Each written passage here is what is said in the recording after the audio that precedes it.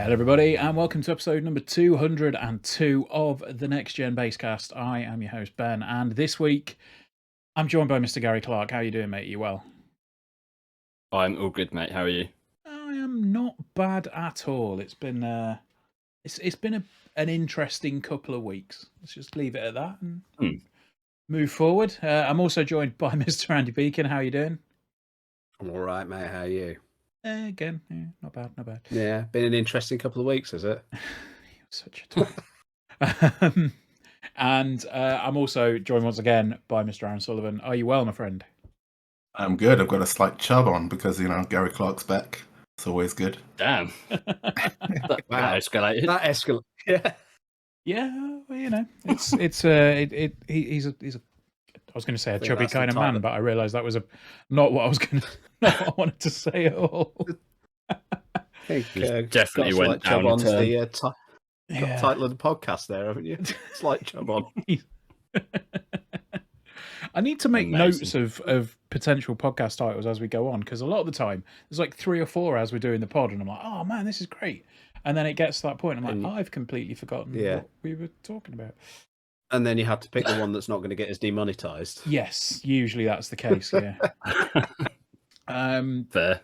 But no, I think probably fair place to start as ever is what we've been playing. And Aaron, I think last time we spoke to you, you'd sort of been under it a little bit, and you'd not actually played much, if anything. Has that changed? Are we back on course? It has, but only slightly. And I'm sad to say, I've actually just gone back to GT7. Okay, it is what it is. It's that kind of game that has its hooks inside you. I don't know. It's a love-hate relationship because obviously all that's really left right now is the sport mode, and their penalty system could be better. It's so inconsistent, so it makes it hard to love the game. But I'm trying. It's still a decent game. Fair enough. So yeah, just exclusively GT7 then. And I'm always playing Valorant with some of the other boys anyway, so okay, that's all. It is what it is. That is a game that I've never really dived into at all, and it intrigues me, but I know that I just get absolutely stomped as soon as I go in it. So it's one of those things you gotta put the time in, kind of thing. If you're not willing to put the time in, then you're just looking for frustration. It's probably not up your alley. Yeah, I think I'll probably leave it then if that's the case.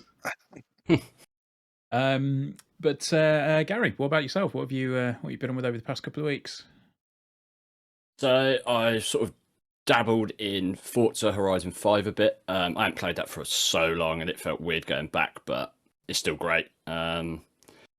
Just other bits with my nephews as usual, like Mario Kart, that sort of stuff. But the main one I've been playing is Lego Star Wars: The Skywalker Saga. Very good game.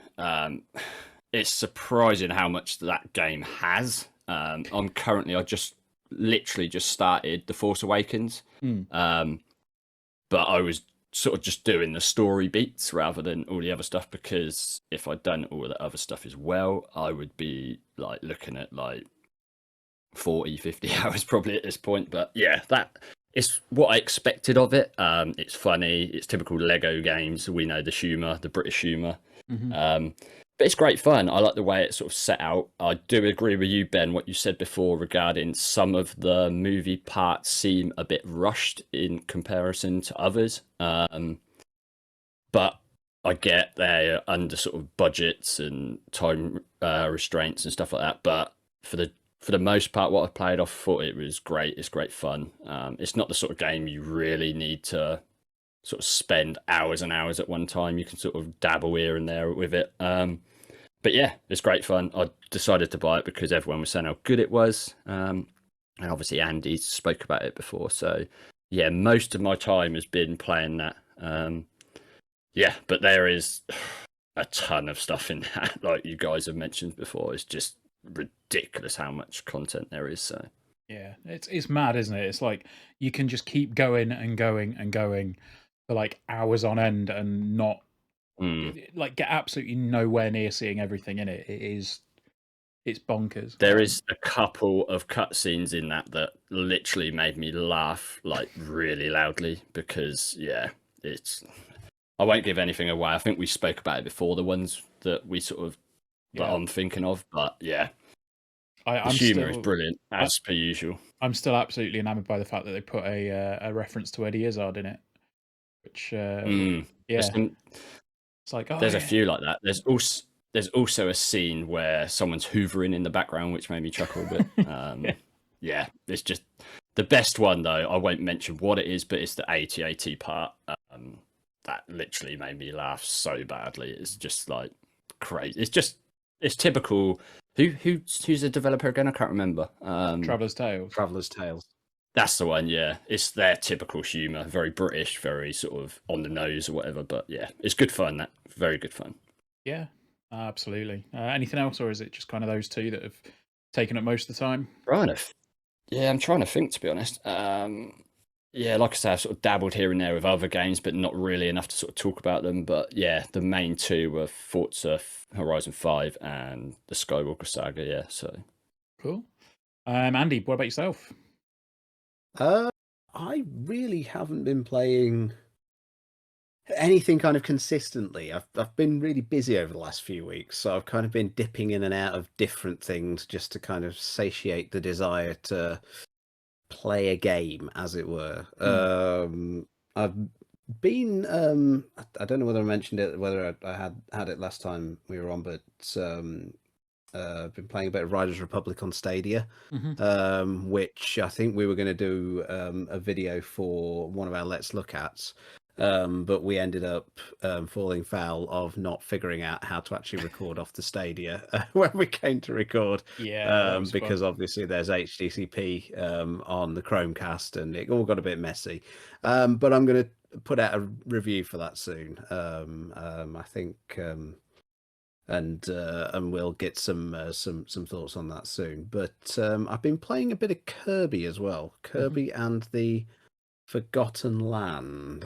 We did a Let's Look. Get the title right, at least. Get the title right. We did a Let's Look At video for that, which has gone out this week, and managed to get the title completely wrong at least 5 times in the video. Yeah, that's which was brilliant stuff.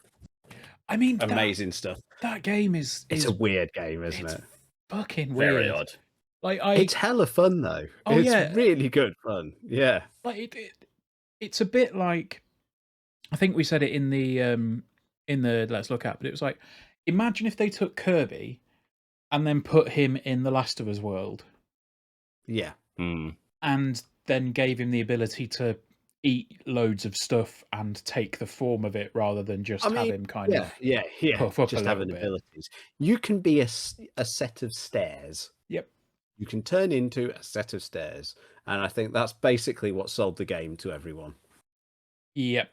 It's a very quirky Nintendo game. Yes. Definitely it's a very HAL Laboratory game. I think it's that kind of subset of Nintendo, that sort of HAL Laboratory style. Yeah. That bizarre, sort of slightly surreal, let's throw a lot of stuff at the wall and see what sticks style of game. And I think it works. I think it's a lovely little palate cleanser, as it were, from the horrors of Elden Ring that have been taking up a large chunk of my year. To go and play a game like Kirby is very, very welcome. But yeah, I've been really enjoying Kirby. Am I right in saying that Kirby games aren't that great sellers generally? Generally not. It's kind of one of those. It's one of Nintendo's more niche IPs. I mean, that kind of applies to a lot of Nintendo's IPs. I mean, up until Dread Metroid didn't really sell very well. They're always generally very highly praised games, but they have a niche audience, and it's strange. It's always very strange. But there we go. Yeah, it's a good game. It's good fun, and if you've got a Switch, it's well worth picking up. It's going to scratch that Mario 3D itch that isn't currently. We don't have a new 3D Mario until the next 3D Mario, so I think this is well one to pick up. Other than that, what else have I been doing? I installed Peggle on my Xbox for my kids to play, Peggle 2. and now I don't have an Xbox anymore because they've stolen that just to play Peggle 2. So, but Peggle 2 is great, so that's fine. Oh, and I've been playing Vampire Survivor on Steam. Oh, okay. Is that I think you mentioned that, didn't you, in the group chat? It's about £2 on Steam, and it's really good fun. It's just game. a little. Sorry. It's that game. I know the one you're talking about. Yeah. Game that if you don't know what's going on, it just looks like a big mess on the screen. Yeah. Basically. To an observer, you'd just be like, "What the hell is this? What's going on?" But yeah, so basically, you play as like it's kind of got a visual style that apes things like Castlevania, but it's a top-down shooter. It's a roguelite sort of game. You're constantly shooting bullets, sometimes in the direction that you're facing, sometimes homing towards the swarms of enemies that are coming towards you. And the idea is that for every enemy you kill, they drop, or for most enemies that you kill, they drop like a little blue gem. And you pick up a certain amount of blue gems, and eventually you'll level up and you'll be able to select a new weapon or upgrade some of the weapons you've got equipped. Gradually there'll be more waves of enemies, harder types of enemies coming at you. There's chests in the world that you can find, and the idea is you have to survive for as long as you can do. But it's kind of like, I think the developers describe it as bullet hell, but you are the bullet hell, because eventually you'll get to a point where you're just spawning a million bullets. Right. You've got things flying around you. You've got stuff that you're just sort of throwing out to leave puddles of holy water. And you need to do this because there are literally armies of skeletons and bats and vampires all coming at you. And it's just mad fun. I think the developer basically put it together when they were bored during recent times and stuck it on Steam as an early access title. And it kind of found an audience very quickly, and he's grown it from there. So like I say, it's £2. It's PC and Mac compatible, so it's got a bunch of formats available. I can see it being the perfect game to stick on a Steam Deck if you have a Steam Deck, because it's a quick pick up and put down game. Well worth the play, well worth buying, cheaper than a Starbucks. You can't go wrong. And don't forget, it's a coconut latte. It's cheaper than a coconut latte. Do like a coconut latte. Coconut and vanilla latte. Vanilla latte. Oh bloody hell! He's stepping it up now, lads. But not from Starbucks. I don't like Starbucks vanilla latte with coconut milk. I don't know why. It's all right. You just go back to your weak as piss Vimto. What's wrong with that? That is not Vimto. That is. Get on with life, Ward. Come on. Yeah. Okay. Say it's homeopathic Vimto. It's like the tiniest bit of Vimto, and the rest is water. Those of you that are listening to this won't have a clue what's going on, but Andy basically has completely translucent pink drink in my hand. He's got a glass it contains clear liquid, and he's trying to tell me it's Vimto. It's not clear liquid. It has colour. Good Lord, Benjamin. Oh dear. But yeah, no, I'll jump back to sort of what I've been playing, and I've sort of been just picking at bits recently, to be honest. Like, I for my sins, I downloaded and started getting on with the eFootball 1.0 update. You're a brave man. Yeah, rather you than me. I mean, like I'm not even into football, and I think it looks terrible. I mean, we've kind of said what we wanted to say when the game got released, and like this 1.0 update, it was like, this, it's going to fix a load of stuff, and it's going to be brilliant, and everything's going to be fantastic. It's like, yeah. Narrator, it didn't. Well, yeah, kind of. It's like, I don't know. There's a part of me that's just like, I want this to be good. Like, I don't go into playing games and think, I'm going to shit all over this, because, just, there's just no point to it. Like, I want to enjoy video games. But Jesus Christ, like, the key thing for me that is still there in this 1.0 update is you can't have matches longer than 5 minutes, and you still can't have any difficulties apart from medium or superstar. That baffles my brain. Yeah. It's Like, bizarre. that's not even that's not a feature. That's part and parcel of the mechanics of a football game. Yeah. Like, And So like, if there's a medium difficulty, but there's not an easy or a hard difficulty, that's not a medium difficulty. That's just the well, difficulty. the options are there. The options are there in the menu. They're just all grayed out. Why? Konami, I guess. But yeah, Oh Lord. I tried it and I thought, yeah, it plays a bit better than it did at launch, but so does trapping my bollocks in a car door. You know, it's kind of, that's essentially where eFootball Different. was Played at. that one. Did you play that one at launch as well? Well, I did, and I'm not allowed to play it anymore. Aaron's gone. I was going to say I've offended Aaron. It's so like, I've had much. enough. Sorry, I was like slowly like enveloping in the darkness. Yeah. I was like, time to turn the light on. I was just thinking you were there going, Jesus Christ, is eFootball that bad? I'm just going to leave. But no, it's a disappointing like update, and the fact that they're calling it 1.0, it's like normally if something's a 1.0 update, it's like, oh, okay, cool, this is feature complete now, it's all there, ready to go. It's the release. Yeah. But this is nowhere near feature complete. And I mean, again, if you want to play a normal game, you've got to play with the licensed teams, so you're down to 9 teams. If you go online, you can play as like the unlicensed teams, or if you go into a training match, but it's just not there. And I mean, for the fact that this is what, 6 months in now, they put it on hold and said, right, okay, we're going to delay the launch of 1.0, and you know, they've had 2+ years to get this developed. And as you know, as we said at the time, for a site that was founded on our love for PES and our love for, you know, Konami's football franchise, it's a sad state of affairs for it, really. And I think, to be honest with you, it's something that we'll come on to in a little bit, but I think the death knell of eFootball has been signalled by the fact that FIFA is now free on PS Plus and is coming to Game Pass in a week and a half, I think. So difficult times for eFootball. But on top of that, the exciting news last week, we've been clamoring for it for ages. But VRR is finally here for the PS5. If you have a compatible TV, you can now not worry about all of the missing frames in a bunch of video games, because your TV's refresh rate will sync up to the PS5's output.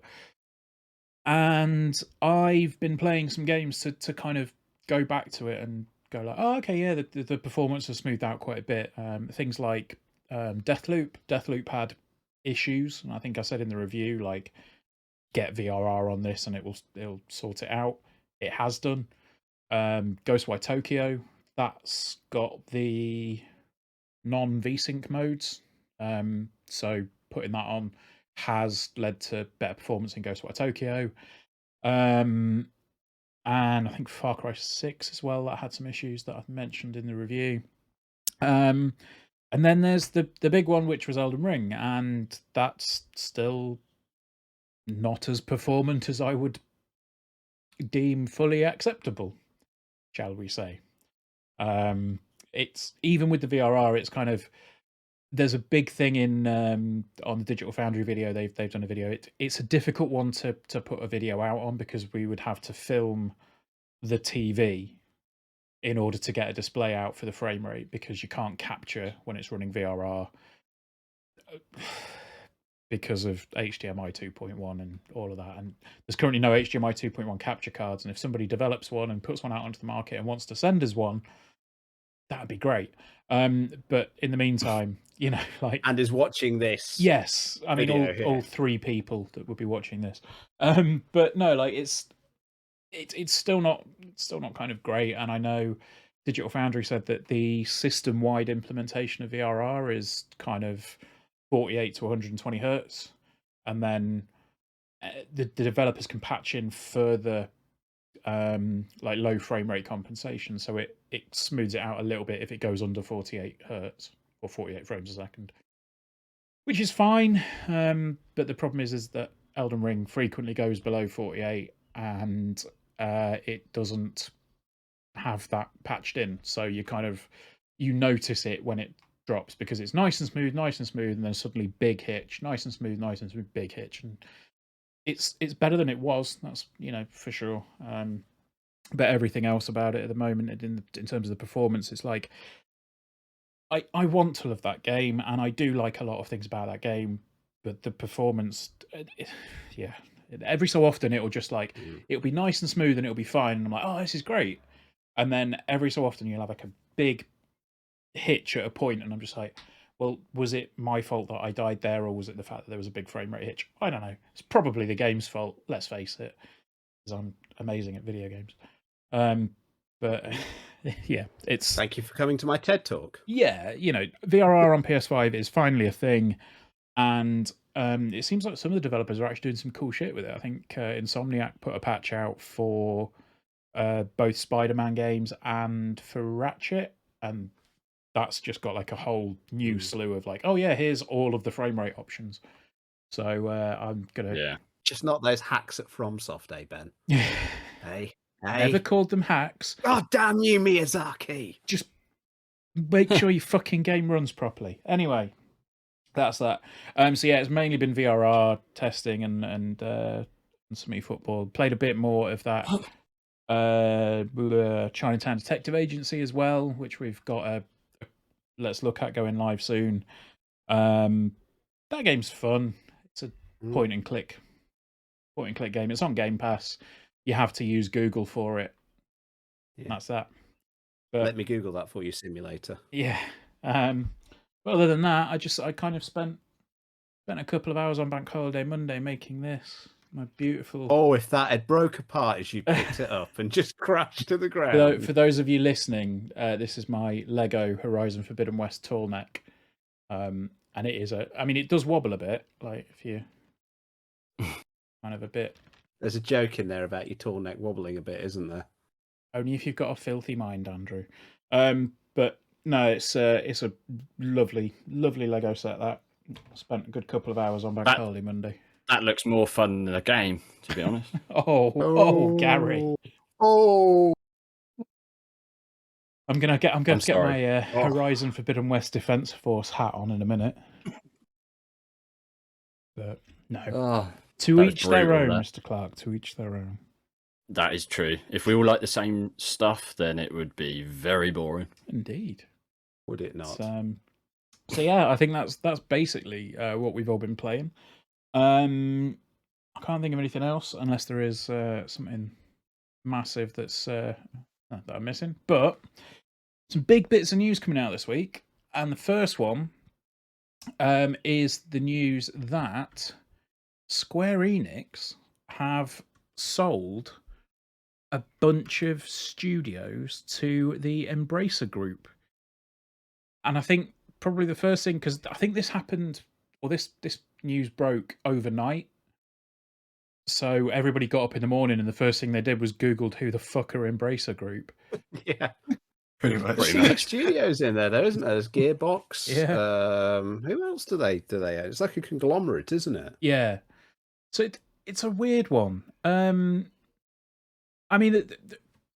whole story is quite bizarre, because you look at it and you say, right, okay, Square Enix have sold off where was it? Crystal Dynamics, Eidos Montreal, Square Enix Montreal, and a bunch of IP, including Tomb Raider, Deus Ex, Thief, and Legacy of Kain. And it includes more than 50. Basically, all the old Eidos stuff, isn't it? Yeah, so it's a lot of like the Western IPs, which was one of those moments when you think, okay, so is this basically Square sort of jettisoning their Western portfolio? What we'll sort of go around the table and see what people's thoughts were on it before we come to the slightly more depressing side of this news. But Aaron, after you'd done your googling of Embracer Group, what were your thoughts on the news? Well, it seems like they've got a good reputation, don't they? They have they seem to like leave studios to do what they do best, which is great if you love one of these franchises. I don't know if you're ever going to get a Legacy of Kain game, but at least you'll continue to get decent Tomb Raider games. My biggest thing was like 300 million seems kind of low. Yeah, that's the kind of the headline of it is like You know, they bought these franchises, they bought these studios, but they paid $300 million for them. Yeah. I mean, I saw great. a couple of comments saying if it was only 300 mil, I'd have scraped the cash together to try and get there. It's like, I guess they really want. I don't know. I guess they really wanted to get rid of it. Like maybe the cost of leasing the buildings and like the employees and all the extra costs, which is like, nah, we can do without that. We're not they're obviously not making as much money as they think they can make on these titles, as everybody knows. Yeah. So maybe that's why they're just like, you know what, get rid of it, and then we'll get to save more money in the long run. I don't know what was it like. It's like 3% of their profits or something, 3 or 4%. It wasn't a lot. Wow. Like these games weren't bringing in, like, compared to their, like, I think they made like 14% overall over the last year. That's crazy. Profit, and this was like 3% of it. So I guess they were like, paying these people is costing more money than the profit we're bringing in. Let's just get rid of it. The only thing I have to think of. I mean, so I'm just sort of going through the news article, and we've got like Embracer owns companies like THQ Nordic, Koch Media and Deep Silver, Saber Interactive, and Gearbox. So yeah, there's 124 studios in there now. Gary, I mean, how did you see this? Because I think that one of the things that came out of it was the news that Eidos Montreal's, Guardians of the Galaxy undershot initial expectation, in quotation marks. And I know there's been a lot of talk about Square Enix's internal expectations before, but do we think this? Do we think this kind of will allow people to just have the freedom to make what they want again, or without worrying about the sales? I hope so. I think Square have got that reputation of being well over the top with their sort of sales expectations. Regarding this sort of takeover, I generally don't think Square gave too much of a shit about their Western division. They clearly didn't for selling it for 300 million. Yeah. It seems very low, like Aaron said. I think that how bad the Avengers was, I think that probably took their share prices down because of what happened with that. One thing that really shocked me, though, is the fact that Sony or Xbox did not buy this for 300 million. 300 million to have Tomb Raider on your platform, to have Deus Ex, to have Thief. There's some good stuff in there. Crystal Dynamics are a great developer. Eidos Montreal, again, good developer. So I was shocked that, well, like you guys, I've never heard of the Embracer Group before this. So yeah, I was very shocked that one of the big sort of two, if you want to call them that, didn't put in some sort. Maybe they did, and maybe they was too low with it. But 300 million just seems far too low, to be honest. Yeah, I mean, there was talk doing the rounds after this news came out. I think Jeff Grubb from GamesBeat, who does his show on Giant Bomb, he said after the fact that he'd sort of heard murmurings that Sony might be looking to buy Square Enix, and whether this was part of the plan, where that like Square Enix would get rid of a load of IP and then Sony would pick them up to maximize like the Japanese side of the business and fold that into their exclusive portfolio or not. That I think they said they needed to. If I was Sony, though, if I was Sony and I was buying Square Enix, I would want the likes of Tomb Raider and Deus Ex. I think because they're very West. From a Sony and go on, Ben. I was gonna say from a games point of view, like Tomb Raider was always a PlayStation franchise. In the early days, that kind of. I think that. What's the word I'm looking for? That link between like PlayStation and Tomb Raider was always there, and again, I think you go back to please give us a Legacy of Kain game, like that was a PlayStation franchise. I know what you mean, and I think I would probably think the same in that give us these games, or just Sony now are more of a Western company than they are a Japanese company. We've seen that with various sort of decisions they made in the last sort of 18 months. So for them to sort of, let's be honest, Tomb Raider, Deus Ex, Thief, Legacy of Kain, they're more Western games than they are for the Japanese market or whatever. Yeah. So I don't know if that's true, that whole, well, you sell those parts and then we're potentially buy you sort of thing. I don't know.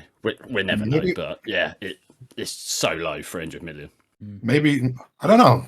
Like you say, like Thief is incredibly niche. Like that doesn't sell very much, you know? And same with a couple of the other ones. Like Tomb Raiders and even Deus Ex is really niche. Tomb Raider is really the only other one other than the Guardians of the Galaxy, and maybe if they've still got the Avengers license stuff, maybe they can make another game with that. So maybe we're just like, I don't want to deal with the baggage of these niche titles, which they're not quite sure if they will sell, kind of thing. You know, like they have their fan bases, but on mass appeal, again, Thief, Legacy of Kain, are these going to sell enough to be worth?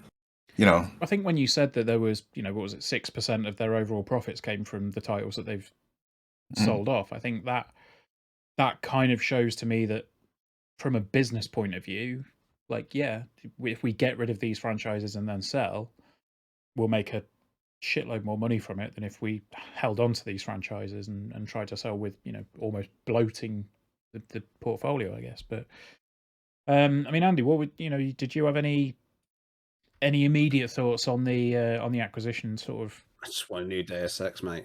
Part of that audience, give me that. I mean, I'm interested to know what other IPs are in, the old IDOS catalog, because I mean, they obviously published a lot of titles back in the early 2000s, and indeed in the late 90s. Obviously, some of the old Core Design games. They published Ion Storm's games, obviously the original Deus Ex, but new Gex, like motherfuckers. What? Gex the Gecko. Gex. Okay. I was more thinking obscure PC RPG and Acronox, but there we go. No. Gex. Yeah. Gex, but yeah, so I'd be interested to know what they're going to do with it. It's a weird one, but they obviously had a legitimate reason for wanting to get rid of all of these studios and not to fund some ridiculous scheme. Well, right? It's funny you say that, Andy. Oh, Jesus Christ. Is it funny? This just made me... Is it funny or is it horrible? It made me cringe inside myself when I saw this. But they have sold off...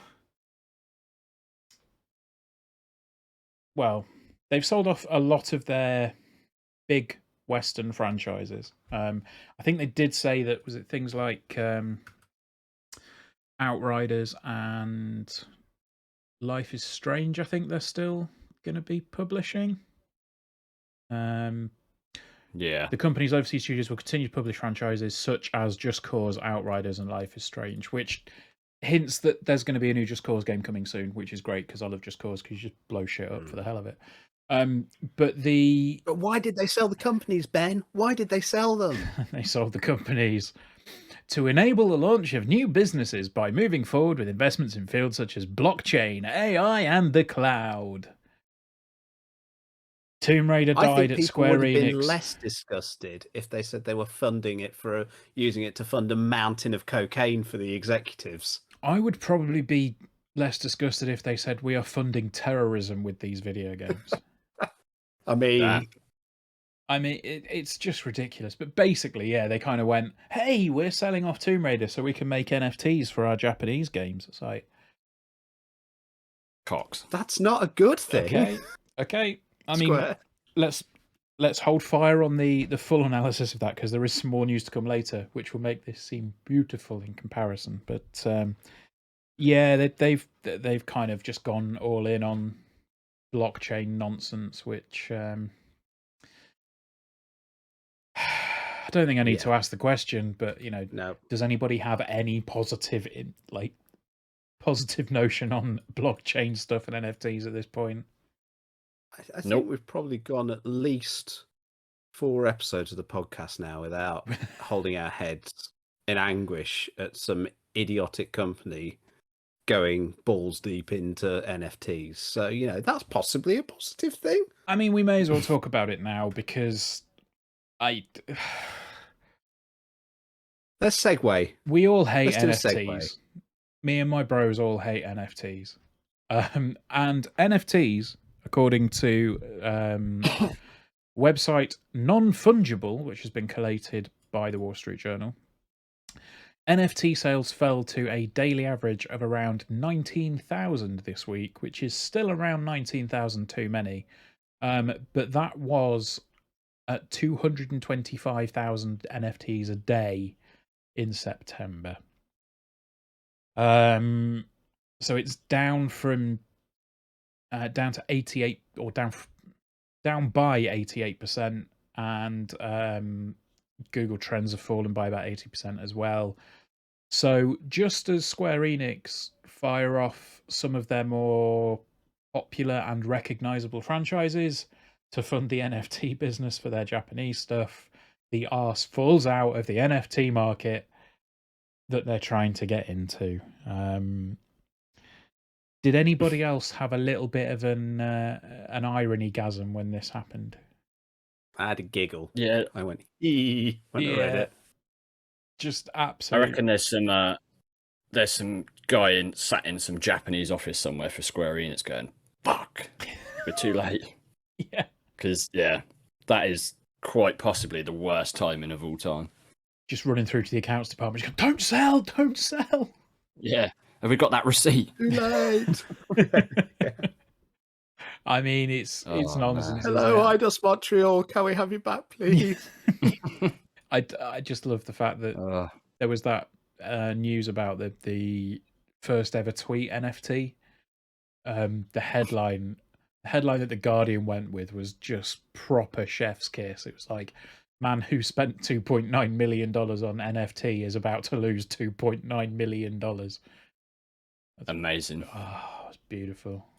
Or it was something like sells NFT, loses nearly $2.9 million. It's like, beautiful.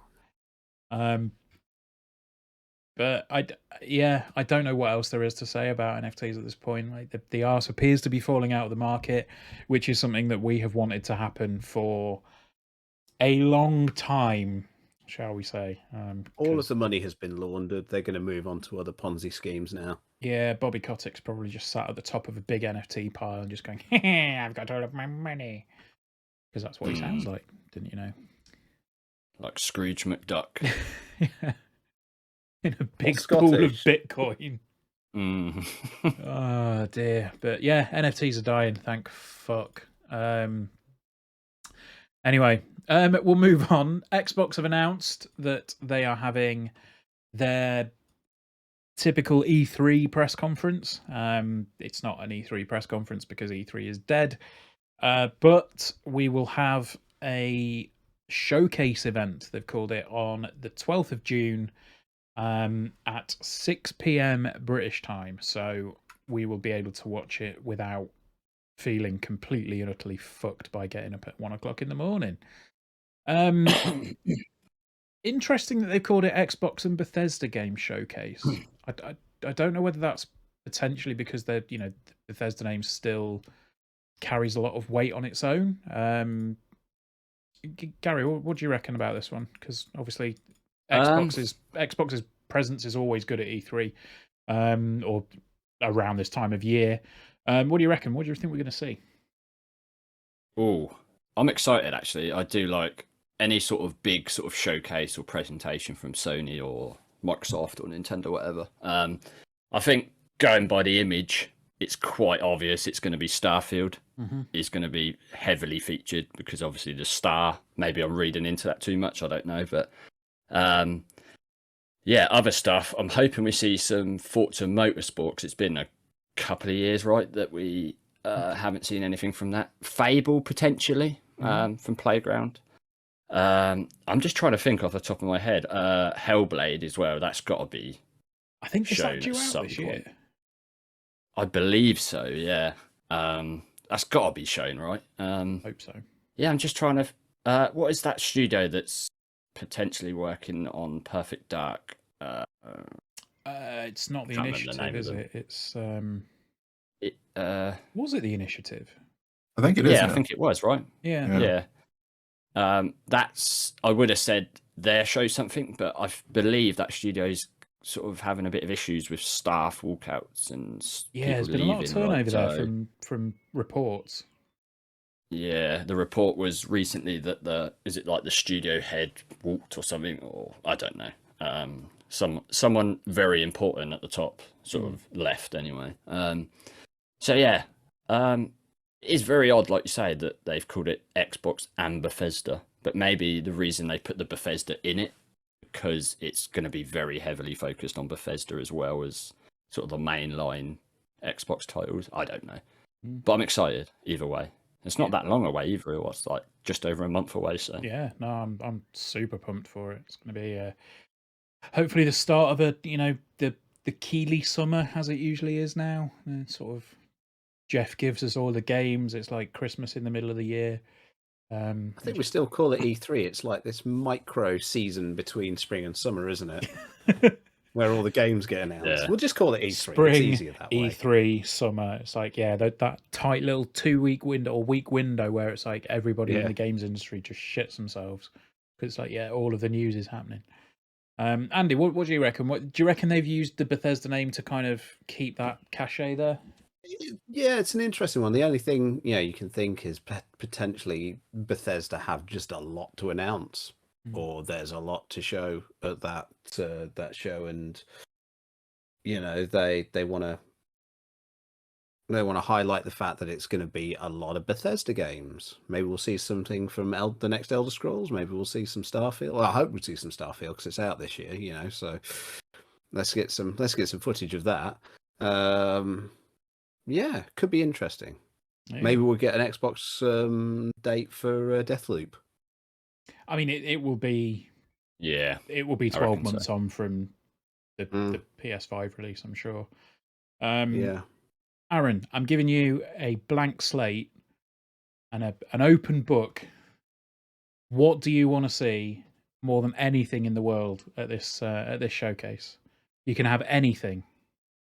This is going to be quite boring though, because I actually want to see Starfield. I mean, well, your wish may come true, Aaron. There's a reason why Bethesda. I mean, Sony.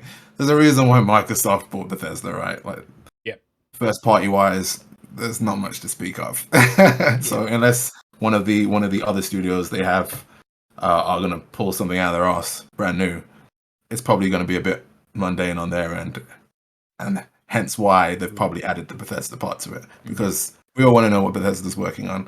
We definitely want to see, as Andy said, new Elder Scrolls. We definitely want to see Starfield and whatever else they've kickstarted. I mean, we probably won't see anything new for a good 4 to 5 years, but it'd be good to know what's actually in development or what ideas they potentially have if they feel the incentive to share it with us. I mean, we've got other, obviously the other studios from within Bethesda. So we've got Bethesda GameWorks, got Arcane. I think they're due to show Redfall. Is it the vampire game? I'm looking forward to seeing more of that. And then there's just that small matter of that tiny little studio that nobody ever seems to talk about, which is is it id? I think that's how you pronounce it. That's true. Just let's have another Doom, lads. Come on, we know you. Just give us some more Doom. In fact, that's how I want the presentation to start. Is just that image with like Xbox and Bethesda, and then just a big chainsaw just comes right through the middle of it, and Doom guy just punches the shit out of people. Not for real, not just Doom guy striding into the audience. Like on the screen, like he kind of chainsaw through it, rips it apart, and gets a load of health or whatever. But I love Doom. I mean, Xbox Studios re-announced Scalebound, you cowards. You know what? I've still got that Scalebound T-shirt from the E3 where they get as far as making T-shirts. Yeah. Mate, they're like when you walked out of the theater during that conference, like you walked out and they just had like you traded in your ticket for a T-shirt, but I didn't actually trade my ticket, and they just threw a T-shirt at me. I was like, "Oh, cool, Scalebound." Sounds like an NFT. That is, right? It's an actual. I remember. T-shirt. I think it was I think it's my first E3. I believe it's the first or second, but we went to see a presentation for Star Wars 1313, which was, now you think about it, it's like, it was so good as well. Yeah, but yeah, I've still got the Scalebound T-shirt, and it's like I'm fairly sure that's probably worth some money because it was only available at E3, Yeah. and it's now a cancelled game. And if they bring it back, I might sell it. I'm not going to sell it. That's unethical. It's unethical. You heard it here first, folks. But no, I'm Be on looking forward eBay to later, it. £100.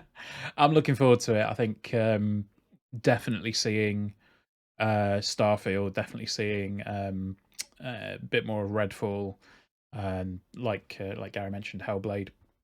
I think Hellblade is due very soon, and some of those early the videos and stuff that came around the console's launch looked fucking incredible. So it can't be that long away, surely now, because we were sort of seeing a lot of it around the launch of the console. So yeah, we shall see. I still think Starfield's not this year.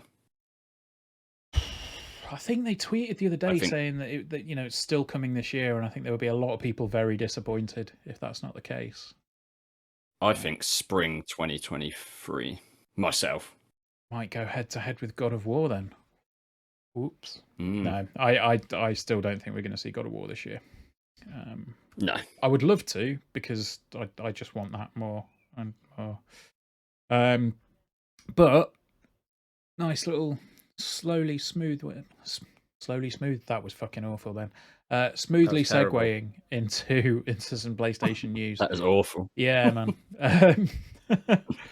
Sony have confirmed, after a lot of people found this out the hard way, that they have blocked PlayStation Plus and PlayStation Now subscription stacking.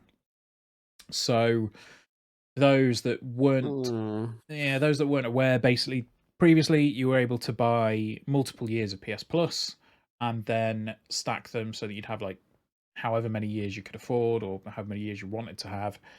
And at that point you then went, right, okay, cool, that's my PS Plus. And I think when they announced that they were going to do the new tiers, they said that you'd be able to keep the top level subscription, even if you only had like a month PS Now subscription, because they're basically converting everybody on PS Now and Plus to the new top tier. But people kind of, I think some people maybe thought, okay, let's take advantage of this and we'll do that, and bought a bunch of cheap codes, and they said, right, whichever one's the longer subscription, we will upgrade you to for that length of time. And then I think the way that this came out, Sony people started noticing that they weren't able to add subscriptions, and Sony came out and said, yep, we've disabled stacking for the time being until the new service is live, at which point you'll be able to put them back in. And I mean, my thoughts on this are it's a bit of a dick move. Like, if you open up a loophole, expect people to take advantage of it. I know that Xbox did the whole thing where you could upgrade however much Xbox Live you had to Game Pass Ultimate for $1. So people got a shitload of Xbox Live year-long passes. And then upgraded them all to Game Pass Ultimate for $1 or £1 and got 6 or 7 years of Game Pass for nowhere near that price.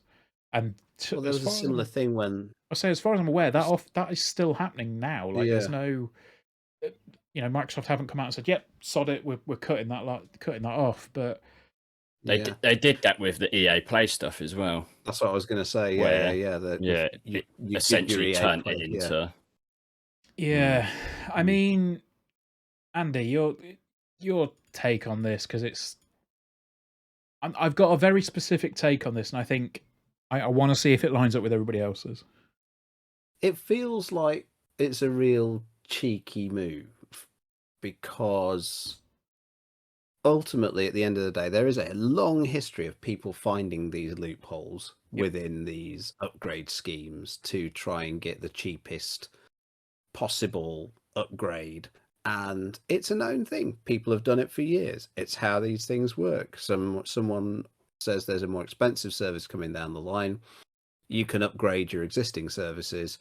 I think my big thing with this isn't like turning off online subscription purchasing. It's not like turning off the ability to go onto your PlayStation and buy a PS Plus or PS Now subscription on your PlayStation. Oh, it is. This is, yeah, but the fact that they've done it with physical cards as well.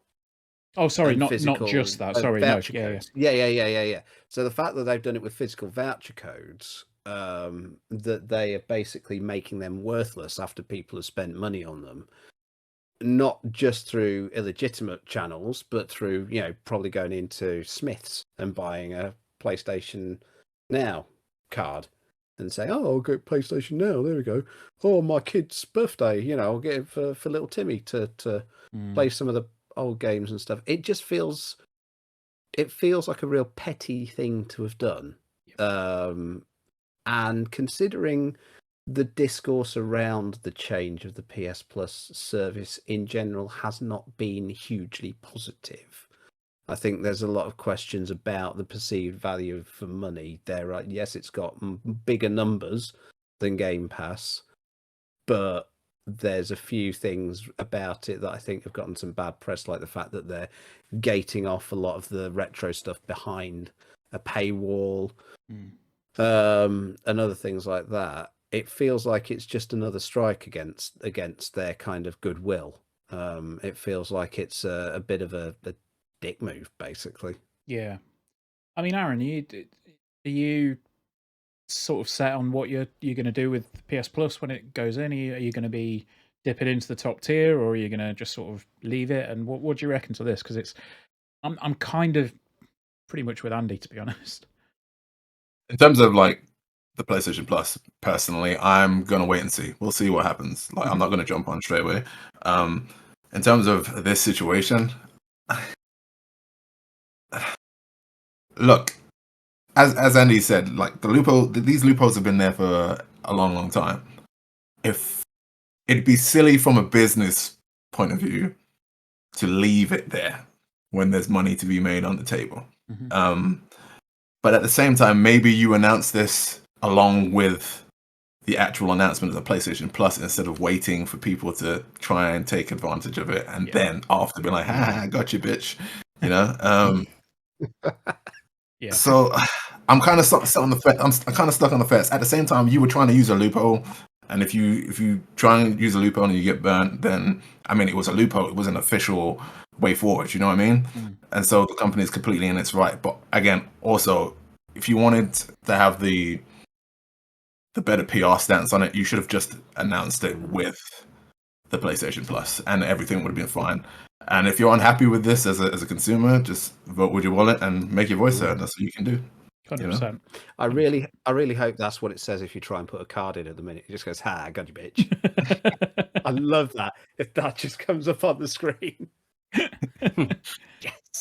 I mean, Gary, what's your take on it? Because I think I think we've spoken before about, like, grabbing a couple of different subscriptions and seeing, or grabbing a couple of years when they're on sale cheap, and getting a couple of years backed up. I mean, how's your PS Plus looking at the moment, and what do you reckon?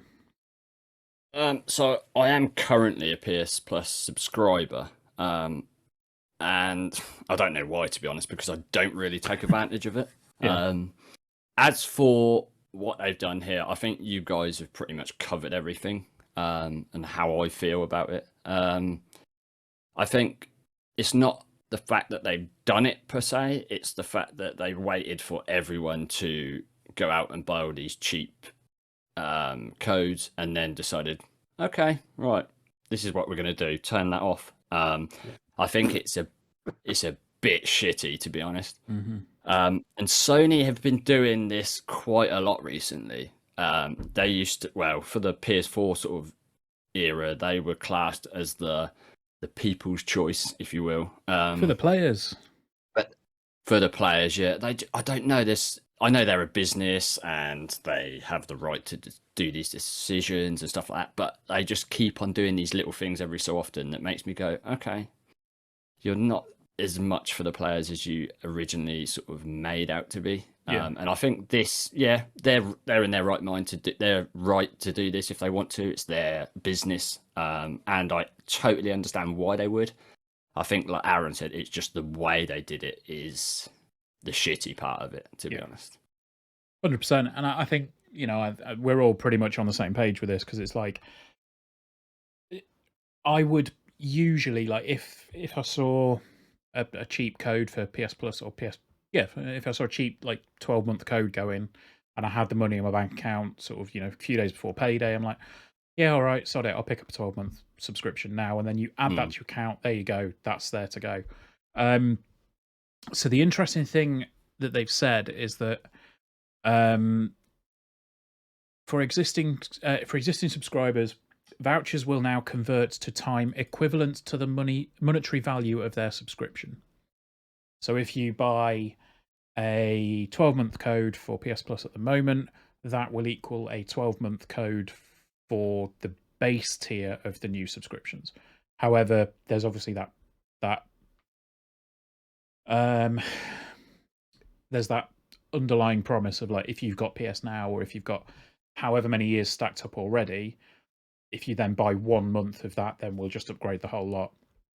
I think that's it's such a weird, closed-minded way of dealing with things, because you've kind of gone, okay, we're bringing out this new subscription service. Loads of people are going to, be talking about it. What are we going to do? Because I think if we say, that it's going to be an extra £5 a month, and then people buy 3 years of additional services for 30 quid a year as opposed to 80 quid a year, whatever it is, we're going to be losing 20, 30 quid on each of those people. Like, the vast majority of people aren't going to be going out and doing that. Like, I'm fairly certain that there will still be people that won't go out and look for cheap codes. They'll just buy it through the PlayStation because, it's on the dashboard and, oh, yeah, it's 50 quid a year. That's fine. Like, that's how people buy PS Plus. Whereas, the more sort of clued in people will say, no, fuck that. I'll buy a code when they're 30 quid on Shop 2 or wherever. And I think if you piss those people off, they're going to be the ones that put the negative sentiment out. So if you are, because, it's like I said with the Game Pass thing, that thing where you buy, you stack up a number of years and then you upgrade everything for £1 all at once, and it's like, oh shit, that's a hell of a lot cheaper. That still exists. And Microsoft know that it exists, and they're kind of going, well, yeah, but we know that the service that we're offering is a solid service. If we can get people spreading positive word of mouth, yes, they're kind of using a loophole to get more than what they should be getting for what they paid for. But if you can get that positive word of mouth, like, if it's like the old pyramid scheme thing, isn't it? If you tell 3 people, you pay for something and you get a decent service out of it, like, you tell 3 people, they will buy it, they will tell 3 people, and then all of a sudden, you're getting 1,500 chocolate bars in the mail or whatever it was that you used to do at school. It's bringing people in, right? It's essentially, you might be losing out. The company might be losing out at the start, but by bringing them in, the long run, they're going to be getting more out of it. I do wonder how much this is going to backfire on Sony. I think it could potentially do. Yeah, I think the way that they've handled this particular thing has been quite messy. It's like, I think it's like Aaron said, if you'd have come out when they'd announced this and said, right, we've got a new service coming in June, and as of the 1st of May or as of the last week in April, we won't be allowing you to stack subscriptions, like, that would have probably led to a massive influx of people buying 6 years at a time, going up to that date. But they would get an influx of cash. I don't know. It's a mess. Like, I think they should have left this open, and they should have sort of said, look, we understand we're going to take a hit, but ultimately the service is going to have to speak for itself in a couple of weeks when it launches. Like, if the service can't stand on its own 2 feet and say, hey, yeah, these are all the games we're going to be giving away, and this is what you get for your money. If that all of a sudden isn't worth it to people, then that's going to be a bigger hit than, than this. But if you've got a load of cracking games on there, if you've got, they've said 700 games on the top tier, I think.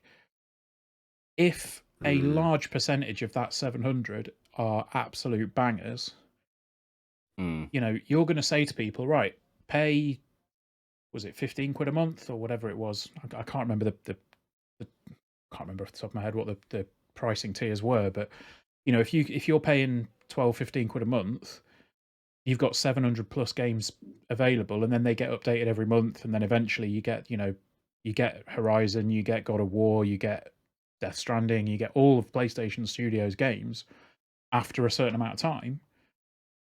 That should speak for itself, and that should be the positive spin, and that should be where people see that and go, oh shit, yeah, I need to get that. Whereas at the moment, you've got all this negative press going into it, and we still don't know what a lot of the games are going to be. So, yeah, it's a bit messy. Big missed opportunity for Sony on this one, but I'm aware that we are pushing for time, so very quickly we will go through. £13.50 a month. There we go. Or £100 a year. So £100 a year. Yeah, they should make it all a bit clearer. But if you do currently have PS Plus, you can download FIFA 22 on PS4 and PS5, Tribes of Midgard and Curse of the Dead Gods. And there are some new Game Pass games coming very shortly, which, if I just bring the link up, include Citizen Sleeper. Don't know. Danganronpa 2. I believe, Aaron, is that a game that you're familiar with? Yeah, give me that. I'll have it. There we go. Aaron's all over that. We also have Eluden Chronicle Rising. Probably butchered Easy for that. you to say. Yep. I was trying so hard not to say Elden Ring because it looked a bit like it in the thumbnail. It does look like it. Yeah, I'm looking at the box art now. Yeah. Well, no, it doesn't look like Elden Ring, but at a glance. Elden Ring, if done by Disney. We've got Loot River, which I've heard some good things about, actually. This War of Mine Final Cut. NHL 22, which is an interesting one because I always do love a good ice hockey game. NBA 2K22, I believe, has also hit Game Pass this week, seemingly out of nowhere. And then finally, the one that I'm really looking forward to is Trek to Yomi. That's the sort of black and white samurai game that looks cool. Yeah, it looks really intriguing. So I'm hoping to get that as soon as I can. So when's that? Tomorrow that's available. Yeah.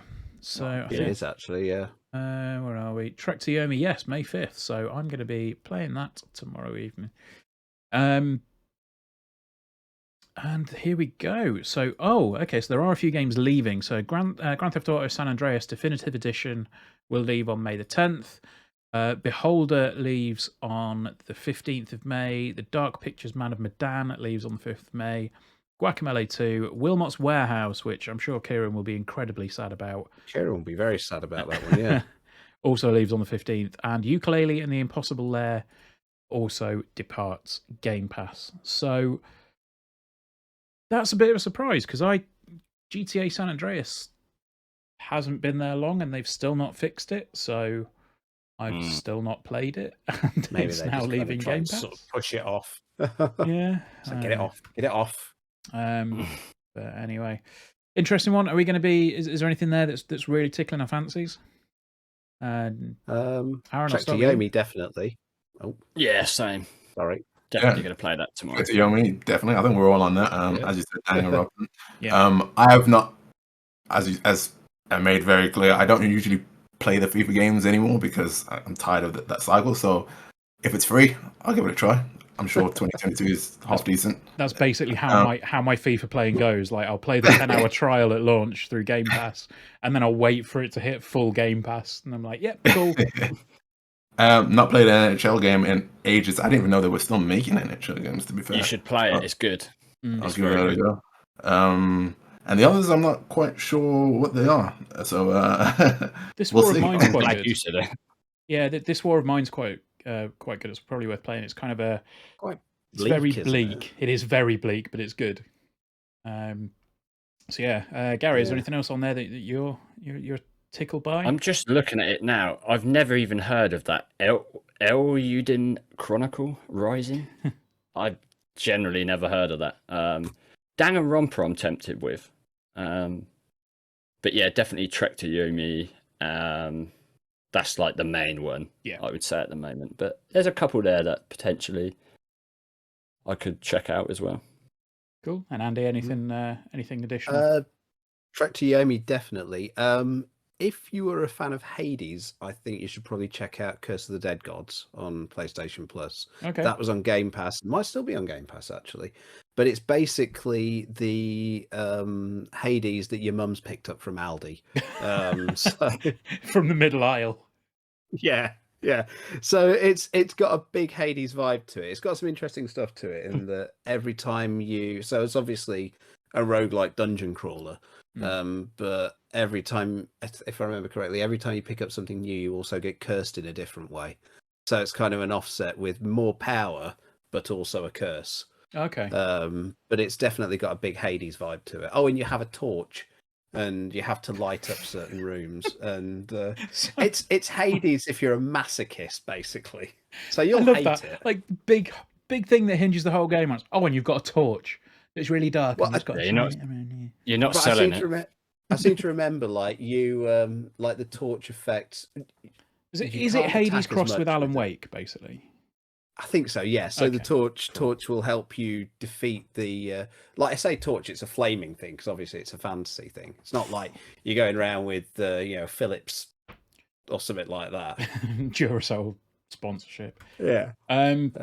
But So no, it's yeah, worth I a mean, look if you there's like some cool Hades, titles yeah. there. There are definitely some cool titles there. I think it's potentially a good month for everybody that likes delving into bigger titles. I think that the Trek to Yomi is definitely one that I think has piqued a lot of people's interest. And FIFA is FIFA at the end of the day. It's the alternative that I think people wanted for so long. People wanted an alternative to FIFA, and they've kind of found it in FIFA that it's now free. But anyway, just to wrap up the week's news before we disappear, we all thought we'd been in some sort of time loop this week when Activision announced Modern Warfare 2. And they already done that. Yeah, and I think that the general reaction in the group chat Naming. was like, is this not what Modern Warfare 2? It's like, no. This is Modern Warfare 2 2022. That's the sequel to Call of Duty Modern Warfare 2019, not to be confused with Modern Warfare 2 2012, which is a sequel to 2010, which is a sequel to Call of Duty 4 Modern Warfare 2007. It's like, oh my god, my head hurts. Just Oh no, I've gone cross-eyed. It does make you wonder where all this budget's going. Like, where's all this money going? Like, if you can't come up with a half decent title, your PR stinks, and you can't come up with a half decent. What's going on? It's like some guy just went, "Fuck it, that'll do." They're just not bothering now, are They've just they? got a spinning Just call dartboard. it Shooty Man Chronicles 2. Yeah, they've just got a Fucking spinning hell. dartboard and they just chuck stuff at it. Either that or it's like the have you ever seen the episode of South Park where they explain how they write Family Guy with the manatees? Yeah. The manatees and the balls. It's just like, yep, okay, cool, right. But We've already had Modern Warfare 2. Don't care, Dave. It's the title. Off you go. Go make it. The only thing that it's could have awful, made this better, and I say better in the very loosest sense of the word, is if they'd called it The Modern Warfare 2. Or they could have put called it the- Call of Duty 5 Modern Warfare 2. Oh, fucking hell, don't make my don't. brain hurt. I mean, I kind of want them to go back to numbered Call of Duties at this point, because it would be a bit ridiculous when you realise that there have been more Call of Duties than Final Fantasies. And people take the piss out of Final Fantasy for having 16 outings now. It's like, yeah, Call of Duty's had a few more than that. I wonder how many parents at Christmas are going to go into like a CEX, Oh. Modern Warfare 2. That would be Jimmy hilarious. for Christmas. Mate, I've not even thought of that. That's going to be And it's amazing. Xbox 360. Oh, mate. We already have Modern Warfare 2 at home. Kid wants Modern Warfare 2 for Christmas. It's like, I found it at CX for £5. Yeah, for £1. They could It's have called beautiful. it Call of Do you Duty reckon Modern Warfare Activision 2, and Microsoft Black Ops? do you reckon Activision and Microsoft kind of sit together and name things together? Because you've got you've got Modern Warfare 2 2022 sequel to 2019's Modern Warfare on the Xbox One X. No, wait, the Xbox Series X, which is also playable on the Xbox Series S and the Xbox One X and the Xbox One S and potentially on the Xbox One. Oh, fucking hell. But not the Xbox 360, the one with the higher number. No, so the Xbox 3... Yeah. that was where the original Modern Warfare 2 sequel... I know. Anyway, yeah, crazy Hang about, stuff. is Modern Warfare 2 back compatible on, like the old Modern Warfare 2, back compatible? Because that would be the perfect robbery. So. It is, yeah. It definitely is. But anyway... Which is going to be even worse. We've got a new Call of Duty. Will we play it? Andy, you probably won't, will you? Yeah, no. I've lost interest in Call of Duty. After Modern Warfare, in fact. Gary, will it be... I didn't play Vanguard, to be honest. Okay. But I did play... Was it Modern Warfare before that, right? Yeah. Oh, Jesus Christ. Where are we? It's like we're in a different dimension. Okay, so it's actually been two CODs between this one and its prequel. Yeah. I played a Call of Duty about 3 years ago. Let's just say that. This you played a game where you shoot the men's with the guns. So hang on, much. Right? So for fuck's sake, I just want it in. It was Modern Warfare, but the new Modern Warfare, not the old Modern Warfare. Yeah, this is why Microsoft bought Activision, so they could stop them naming their Modern Warfare game, their Call of Duty games with stupid titles. So here we go. I've got it. I've got it in launch order. I've got it in launch order. So we had. Oh no. We had World War II, which was 2017. Then Black Ops 4, which was 2018. Modern Warfare, which was 2019. And then we didn't have a Call of Duty that year, I don't think, because they went into Warzone. Oh no, sorry, we did. We had Black Ops Cold War. You are correct, Aaron. It was a Black Ops game. It was Black Ops Cold War. For some reason, the Wikipedia page is fucked. But, yeah, it was Black Ops Cold War. Then it was Vanguard, and now we've got Modern Warfare 2. What an incredible naming system! Well done. Being said, the game is probably going to be pretty solid. Yeah, I mean, it will. The new Modern Warfare was pretty good. They actually put the effort in to rejig the whole engine and actually change the shooting mechanics and make it actually feel like not just another Modern Warfare, another Call of Duty game. Yeah. Another game set in that engine and that theme and time frame, it'll be solid. And then obviously Warzone 2 will follow it up. So good stuff. Yeah. Next year is the reboot, The Call of Duty. Yeah. Just have to make sure that you get Ted Hastings in. Oh no, that's Line of Duty. Anyway, right. Jesus, I think that's a good point. I was going to say, I think that's a good spot to wrap up, isn't it? Don't forget, if you for some reason have enjoyed the podcast, if you get yourself subscribed to the YouTube channel and get subscribed to the podcast as well. Tell a friend, follow us on social media, and hopefully we'll start to grow a little bit more. Check out the videos that we've got. I'm going away next week, but we'll have a few videos going live. We are kind of pivoting a little bit more now to a fortnightly schedule for the podcast, unless things happen in the industry that just make us kind of go, shit, we need to do a podcast, lads.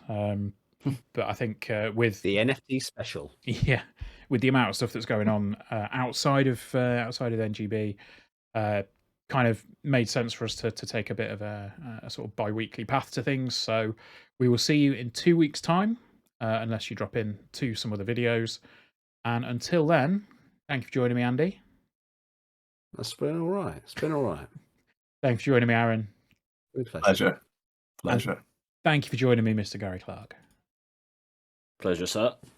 And we'll see you in 2 weeks. Just realised we got a time lapse of Gary's window slowly going dark behind him through the entire video. So do make notice sure that. if you're listening, watch the video to see that happen. Yeah, you can see at what point he was, progressively more pissed off as the sun went down. Anyway, I've noticed fingerprints all over the window as well. That's my nephew's. What an absolute nightmare. Yeah, I was going to say, is it on the inside or outside? Because if it's on the outside and you're 3 floors up, then I'd be concerned. But A bit until like then... Salem's Lot, where they're hovering out the window. All right, guys, we'll see you in 2 weeks. Take care. Bye. Bye. Right.